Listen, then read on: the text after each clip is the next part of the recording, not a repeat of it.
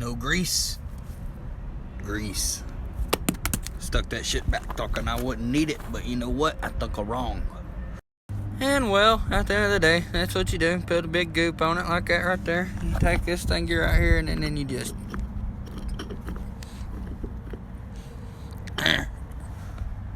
There you go. And no more.